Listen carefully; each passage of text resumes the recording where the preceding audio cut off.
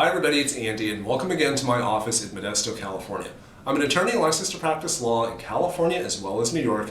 In this video, I'm going to go over a California research resource for legal information that I think is tremendous, is tremendously helpful, tremendously valuable. I use it all the time, but it's a resource that I think not many people use, and I have to assume it's because not many people know about it. I mean, it's free, so I mean, if it's a really tremendous thing and it's free, why would you not use it? So I mean, if people don't know about it, hopefully after seeing this video, they'll know more about it and use it more often. So the research resource I'm talking about is a jury instruction. So as you could probably guess from the name, a jury instruction is an instruction or direction, or directive rather, or a list of directions that is given to a jury that is trying to decide a particular issue in a case. So for example, let's say that you were, if you've had jury duty before, you were on a criminal jury and the defendant was charged with robbery, let's say.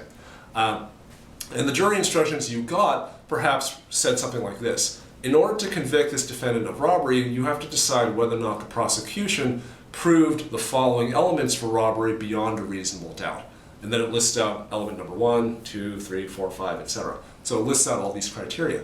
If it's a burglary case, the burglary criteria will be there. If it's an arson case, the arson criteria will be there. So this idea of if all of these elements are satisfied, then liability or guilt will be established. That type of kind of paradigm or that kind of thought process applies to civil cases as well. So a civil case would be something where, like, you allege that a contract was breached and therefore you're due a bunch of money, or you allege, if you're the plaintiff, that defendant injured you in some way, maybe they hit you with their car, maybe they didn't maintain their property, in a responsible way, something like that, where basically money is being sought. So the offenses in cases like that also have criteria, except they're not going to be criminal offenses, they're going to be civil offenses. So for the lawyers, I guess, in the audience, if you remember back to your first year in torts where you learned about civil battery, false imprisonment, negligence, that kind of thing. That's what the civil jury instruction has. It actually tells you what the criteria are for battery, what the criteria are for false imprisonment, and so on. So that's actually very useful. The jury instruction is very helpful for you to get, what criteria, what elements need to be satisfied in order to prove a particular offense, both civil offenses and criminal offenses.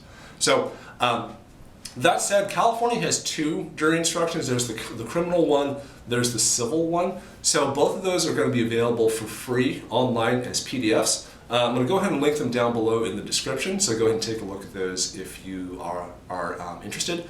I use both all the time. The civil one is tremendous. It's 3,000, not quite 3,100, it's like a little bit under 3,100 pages, but it's hyperlinked, you can search by keyword, all that stuff. So it's actually very helpful.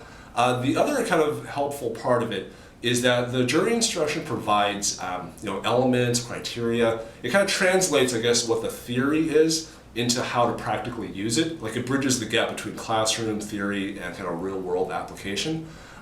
It does that by providing you what the elements are. It also does that by referring you to statutes and cases and all that stuff. So it's a very good starting point if you're trying to do research on what exactly is required for, say, breach of contract or age discrimination or civil rights violations, that kind of thing. So the jury instruction, like I said, very, very helpful by multiple measures. So again, the jury instruction idea is not unique to California. I know other states have it as well. You're going to have to check the particular state that you're in, because I haven't checked every state. I don't know which state you're watching me from. But the thing is, jury instructions should be available in general. You should be able to get some. However, not every state is like California. Not every state puts their jury instruction out for free. So New York, for example, has criminal and civil jury instructions. They don't put it out for free, though. It's something where you actually have to go to your local library, or you have to subscribe through a service like Westlaw or something in order to get it. California, like I said, has theirs for free. The New York instruction, as long as I'm on that idea, the New York instruction is called the Pattern Jury Instructions, the PJI. California, for whatever reason, calls theirs the CACI Jury Instructions, CACI. That's an acronym of some kind. I don't know off the top of my head what it is. If you know, go ahead and leave me a comment down below.